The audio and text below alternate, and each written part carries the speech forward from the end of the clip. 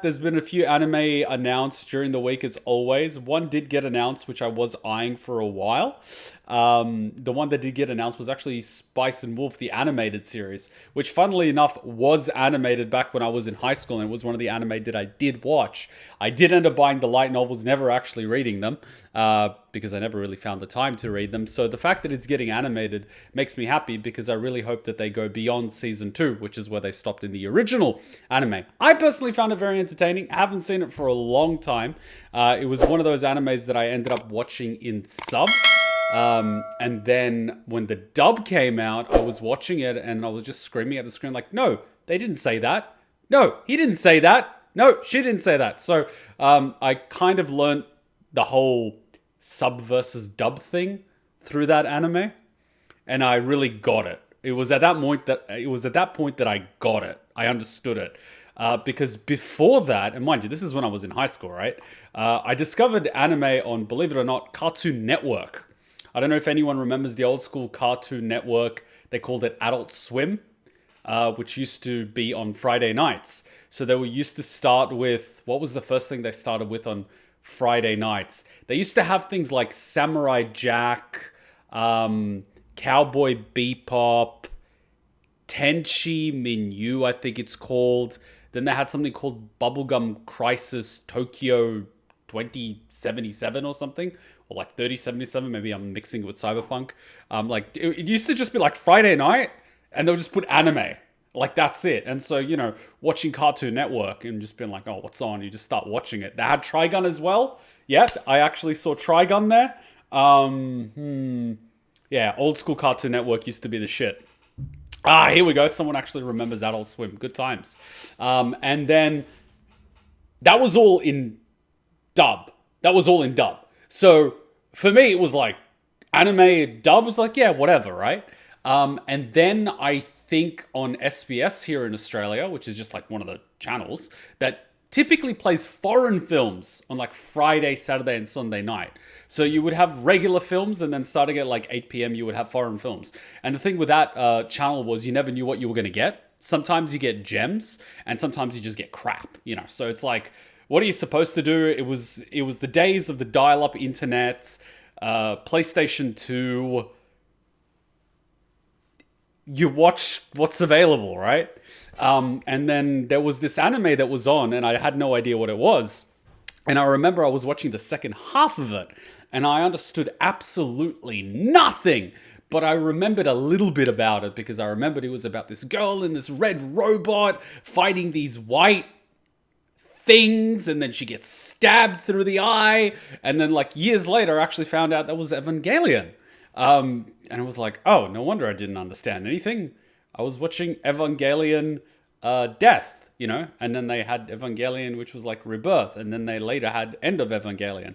And so then I found out what Evangelion was, and I watched that in dub, and then you couldn't get End of Evangelion in dub at that point. And so I went to all the stores, because, people used to go shopping in stores in those days. And you go to like the DVD section aisle, like, yeah, people used to actually watch stuff on discs.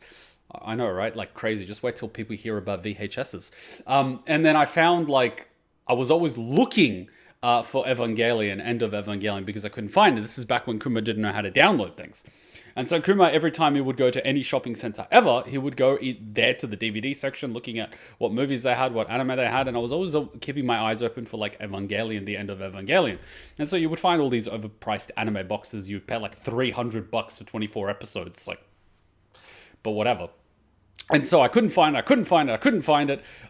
It was at some point, at some point, I discovered anime forums. I discovered 4chan. I discovered all that stuff. And you know how that goes, right? Like LimeWire, and then torrents, and then downloading, And it was at that point that I actually got access to End of Evangelion, which was sub. And so I ended up watching it in sub. And at that point, because I didn't know how to watch sub, like the only subs I had ever watched would have been Serbian Disney films, which were in English, but they had subs. And then you could get the Serbian dub Disney films, which was like the premium stuff, So like you would watch that. And then you'd always have Simpsons on TV, which was in English with like subtitles, but no one would really read the subtitles when they're a kid in Serbia, right? So I wasn't actually good at reading subs. Like even when you're watching foreign films on SBS, like you really suck at the subtitles because you can't read them quick enough. And so I had to learn to read subtitles while watching anime. And you know, when you're reading the subtitles and you have no idea how to read subtitles, you miss what's actually going on the screen. And so watching something like End of Evangelion as one of your first subtitle animes is just insane, considering, you know, if anyone's seen Evangelion, like End of Evangelion is just like everything, all of the things in one thing. It's kind of really weird. So like, yeah, that's pretty much. I don't know where I was going with this story. We somehow got to Cartoon Network, and then we got to End of Evangelion. But yeah, looping back in with Spice and Wolf, I ended up watching that at university. So at that point, I wasn't a filthy capitalist yet. I was still very much an idealist. I wanted to be a lawyer, but I ended up doing and studying, you know, business in high school and economics and whatnot. And then, like, while on 4chan or anime forums or some crap like that, the topic of economics came up. And then someone recommended economics anime. I watched this anime that was called, like, C something something control or something. You could basically convert your future into currency, which you could spend. I know, right? Like, really weird concept. And then people would do, like, dueling, almost like Yu-Gi-Oh! Dueling, and they would steal the other person's money, which was also their future. Like, really weird anime, which I watched only once. But anyway, apparently there was an economics genre of anime. And so there were anime about economics, like, go figure, right? And so I ended up watching that, going through that genre, and then ended up watching Spice and Wolf, which more or less is about a wolf spirit, which is like hundreds of years old, that goes on a wild adventure with this merchant, this traveling merchant. And because she's so old and wise, she's just like capitalism on crack. So he's just trying to make enough money so he can open up his own shop so he doesn't actually have to travel. So he's traveling around to make enough money. Like he'll pick up items in this town or this city, travel to another city and sell them there for a profit. So he's basically doing the hard yards. And his goal is to basically get enough money to open up his own shop so, you know, he doesn't have to do that. Because let's face it, you can get robbed, you can get stabbed, you're stuck in the cold, you're stuck in the weather. Who wants to do that? You know, owning your own shop is a premium. And so, and all she basically wants to do is go home to her hometown. So she's like, hey, can I hitch a ride with you? And it's like, why? And then she convinces him somehow. I forgot how she convinces him. I think she convinces him with the power of economics. And so basically, they just go on this wild adventure together. And then she just uses her power of economics to basically swindle people. Like, she weaponizes capitalism. And so that basically opened my eyes to capitalism, because at that point I wanted to be a lawyer, because, like, you know, you watch Boston Legal and you're like, lawyers are cool. And you're like, yeah, I want to wear the suit. I want to be a lawyer, you know, showmanship in the courtroom like a boss. And then I found out that lawyers are just employees and they work for people with money. And who are the people with money? Those filthy capitalists. And who are the filthy capitalists? You know, the people that make a fuck ton of money by doing fuck all. And so I was like, holy crap. So economics is like a pyramid scheme. And so I was like, okay, I got to one up this. And so I went from wanting to be a lawyer to actually wanting to be an economist. And then funnily enough, I did my university, I did my studies, I did all this, I did all that. And I was also very good at technology at this point. So I went from not having a computer in the 10th grade. Like, I don't have a computer. And then my parents ended up buying like a Windows 98 system, which was a piece of crap. So I went from, I just got my hands on a computer for the first time in year 10, to in year 12 being one of the highest placed people on the university entrance exam rankings for IT. So I went from like zero to hero thanks to the power of 4chan. Yeah, I spent that much time in my bedroom. So I ended up being really effing good at IT. And I was like, hey, I'm actually pretty good at IT. I wouldn't mind studying IT, but I also want to be a filthy capitalist. So I ended up doing a business degree and an IT degree simultaneously at the University of Technology, Sydney. Funnily enough, a few people from Trash Talk or Trash Taste or whatever they're called used to actually go over there. Like, I think I saw them on campus a few times, but I never really hung out with that crowd. I was doing martial arts, I was partying, I was working, I was having fun. It's university, you know what I mean? Like, I was having a party. Anyways, so that's how I became a filthy capitalist. And so it kind of all goes back to this sort of anime that sold me on capitalism, which is something that my ancestors would probably be disgusted, because I'm from Yugoslavia, which is a formerly capitalist country. If you know anything about the Balkans, about 70 or 80 years ago, they had this little revolution where they seized the means of production and killed everyone. I don't know if you're familiar with it. They called it communism or something. It was a thing. So, like, there's a little bit of communism, and capitalism was seen as the great evil. But funnily enough, before Yugoslavia became a communistic shithole, it was actually a very prosperous capitalist nation. And my great-great-grandfather was one of the people that helped manage the finance for the Yugoslav Empire. Funnily enough. And so I've got his old medals and things. And so you could sort of tell where my family was on the pecking order prior to communism. They were doing very well for themselves. You know, like very well for themselves. They were pretty much the aristocrats. And then communism happened. We all know how that ended. And so here I am, rediscovering my ancestry of being a filthy capitalism through anime. And so they just popped a trailer the other day, which I haven't seen yet. I've managed to download it. I tried to download it off YouTube. It didn't have the subtitles. I could probably understand it, but I'd like to have the subtitles. And so I managed to find one on Twitter, which had like the built-in subtitles. Someone obviously put the subtitles in. And one thing I learned recently was that you can get AI to create subtitles. So if you've got Adobe Premiere Pro, which, you know, I obviously use, you could use it to create subtitles. It's not perfect. You still have to go through it and correct it. Hutchin does it all the time when she's editing. I correct it for her. But it can actually translate those subtitles to another language. And so I tried it. It was like, okay, so she's basically talking English and Japanese, and that's converting to a Japanese or English subtitle. And I'm like, okay, I'll convert the English or Japanese to Serbian. And I saw it convert to Serbian, and it wasn't perfect. It wasn't perfect, but it was pretty good. It was like 80, 90%, right? Which is pretty good for something that's pretty much AI, right? And I was like, oh shit. And then I was like, oh, right. And then I found out people actually do the same thing for anime.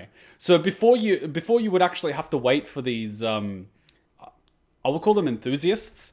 You'd have people that are enthusiasts about anime who probably ended up studying Japanese because they wanted to watch anime and read manga. And they end up actually translating, like fan translations, right? Now it's just all AI with a little bit of, polishing. Which, like, obviously it really sucks for people that are translating, but it takes a lot of the hard work out, like studying a language, learning the grammar, learning to capture the spirit of the sentence, not just the actual raw translation, because a lot of things are lost in translation because there's deeper meaning to words than just simply converting the word from one language to another, which is why you will still need humans despite using AI translation. But like, it makes the job a lot easier when you've got the computer helping you translate all the stuff. A Slav is a Slav on the battlefield and econ. Insane. Well, funnily enough, I do have a war criminal in the family. I mean, like, the intention for me when I was being raised was to go to the military. That kind of ended when the country started getting bombed and I was still a kid at the time. I was like, he's too young to do anything about this. So if I was like 10 years older when Yugoslavia started getting bombed and Serbia started getting bombed, I'd probably be in uniform. So, yeah, funny how the world works. Now here I am in Australia being a filthy capitalist, watching anime and playing games online, talking to people in the West. Like, who could have seen that one coming? Nier is scheduled to return at the end of the month. Yes, I heard they're going to return with all 4 episodes in one go. So we're going to have something to binge on the Friday when it comes out. So we've got a lot of good stuff coming out. Konosuba Season 3 has been announced, which is awesome, obviously, after the Megamin series, which we're watching the final episode for now. Obviously, Spice and Wolf, which I really want to watch myself. And then we've also got Niers coming back, which is cool. And then the new season of anime, there's probably going to be a few hidden gems there as well. So, good stuff. And like for the first time in years, I'm actually able to watch new anime as they're coming out because, you know, up until this point, before I started reacting to anime, when do I actually have time to watch anime? Like, I don't. And so here we go. We have live streams on like Monday where I react to TV show, movies, and anime. And we have like this chill Friday live stream when I react to some, you know, like random little stuff that I really want to watch, which I think is really cool. It works out really well. No fortune teller on the planet could predict Twitch. No fortune teller on the planet could predict OnlyFriends. Imagine telling people 20 years ago, 10 years ago, 5 years ago. Imagine telling people 5 years ago that everyone's going to be locked indoors for 3 years. And half the females on the planet are going to become sex workers. They'd call you crazy. They'd call you insane. But it's true. Crazy, huh?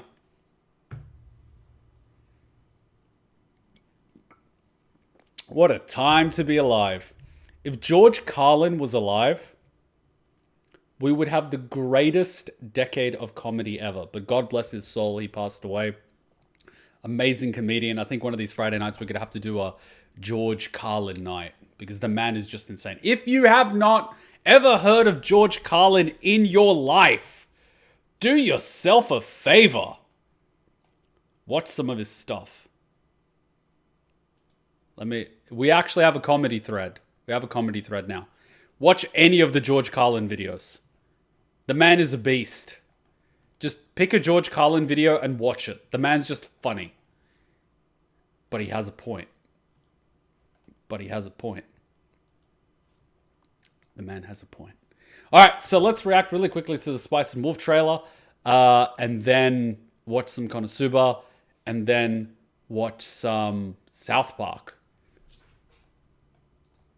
Just let the comedy channel get some content and pick up a Friday to start reacting. Yeah.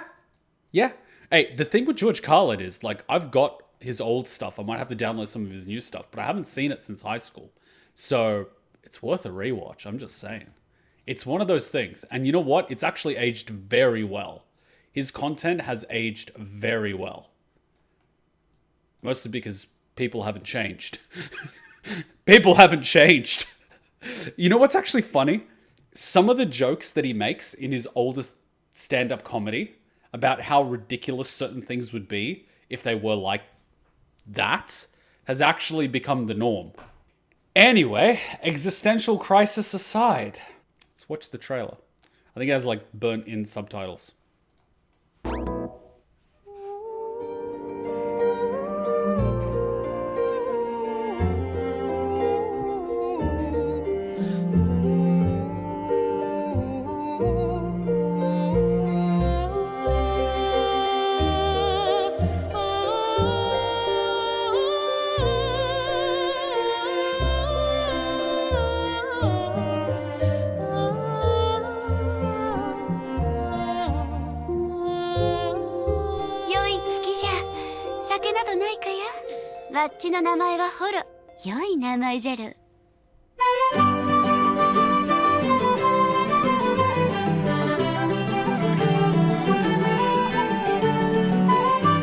Oh, I see what they did.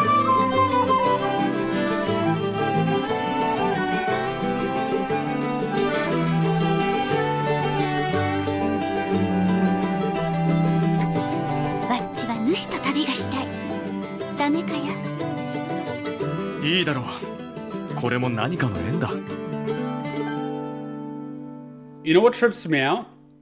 I could still remember the actual Japanese voices for the anime, even though I haven't seen it in like 12 years.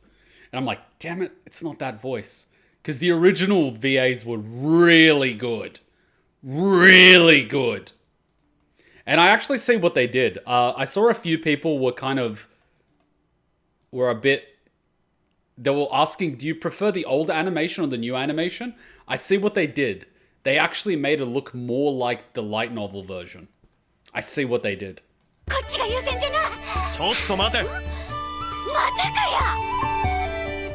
Yeah, I see what they did.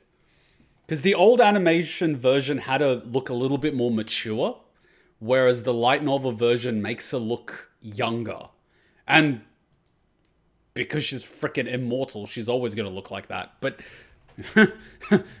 remember the meme about like, hey, that's a 12-year-old girl. No, it's not. That's a 1,000-year-old dragon with a penis. It's like, oh, okay, then it's legal. It's the same sort of thing, except these foxes are not like 1,000 years old. I think after like, oh yeah, that's how it goes. So they get an additional tail for every 100 years that they're alive. After the 9th tail, they don't get a 10th tail, but they get immortality. So basically, if they survive 1,000 years, they're going to survive forever. So they should do themselves a favor and just like hold up in a cave somewhere and just chill for 1,000 years. After that, they're basically immortal. Good old Japanese folklore. So it's going to be interesting. It's going to be a bit, how do I say this? It's going to be a bit weird, particularly in the second season, when she's got that much younger appearance. Because in the original, she looks a lot more mature. She sounds a lot more mature. So, like, it works, right? In this one, she looks a lot younger. How is the sounding of maturity going to fit with looking... I don't know. It's going to feel weird.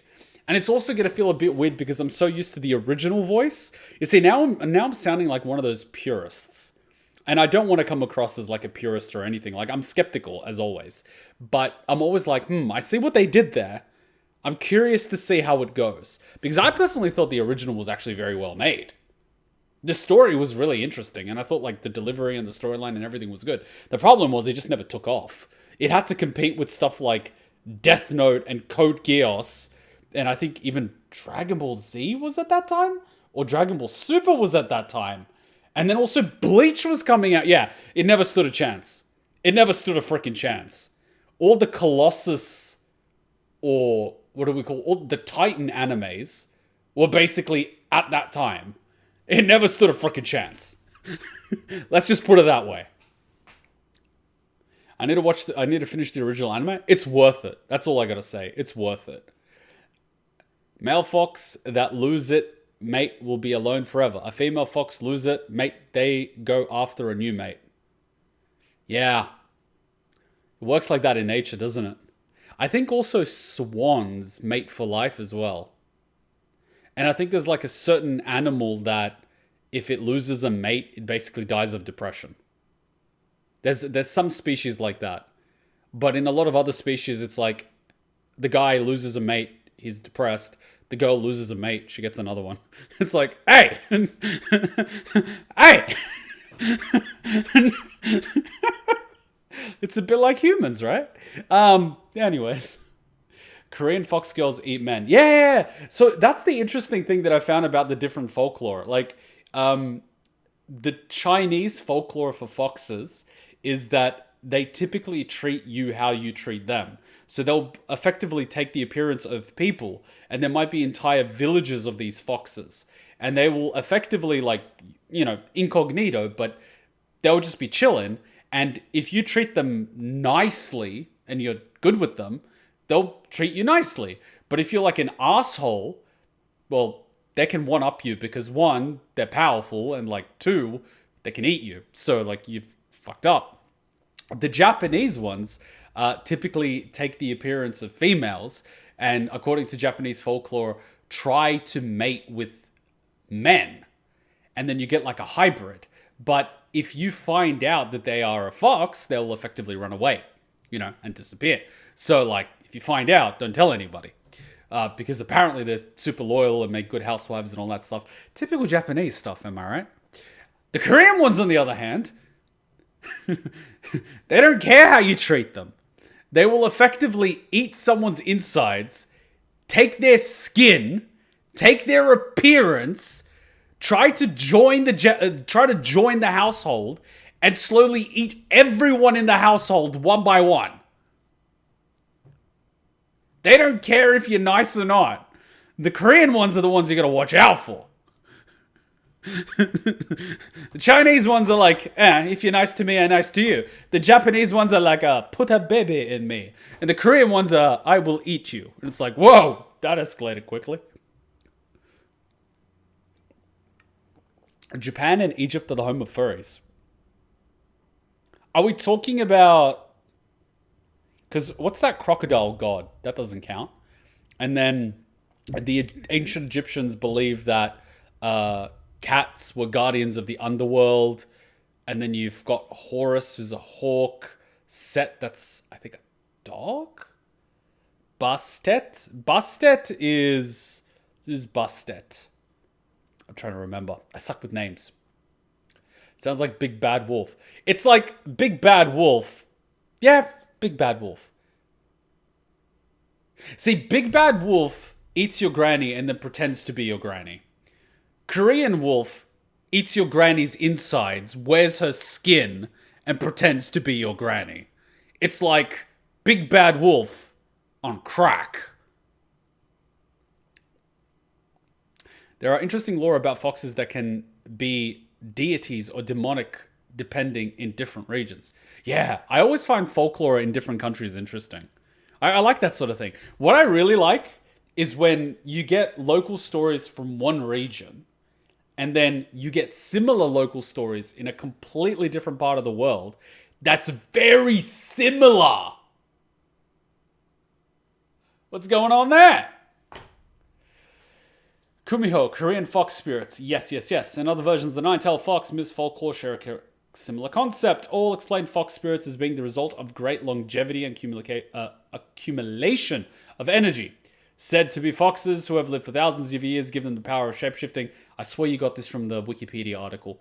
Usually appearing in the guise of a woman, China's Huli Jing and Japan's Kitsune are often depicted as either good, evil, or natural. Yeah, this is definitely from Wikipedia. I remember reading this. The Kumiho is almost always treated as a malignant figure who feasts on human flesh. It is unclear at which point in time Koreans began viewing the Kumiho as purely evil creature, since many ancient texts mention the benevolent Kumiho assisting humans, and even make mentions of wicked humans tricking kind but naive Kumihos. See, that's probably it. There was probably like this immortal fox spirit that was just chilling, and a human took advantage of it, and it was like, fuck you people in particular. And then it just started being bad. And then everyone's like, evil fox! And it's like, who made it that way? You know, like the song, What Does the Fox Say? No one ever asks, what does the fox feel? It's kind of sad. No one asks the fox how it's feeling. Noah's Ark happened in the Epic of Gilgamesh. Same with Greek mythology. See, when you say Gilgamesh, I automatically think of Fate Stay Night. Which is something else that I watched in that part of high school, which was really interesting. I remember FGO game lore about a Dullahan riding a wolf. The wolf has cool and sad backstories. Yeah. Speaking of, Ari from LOL is more so based on Kumiho, and Ari translates to graceful and elegant. Yeah, I know.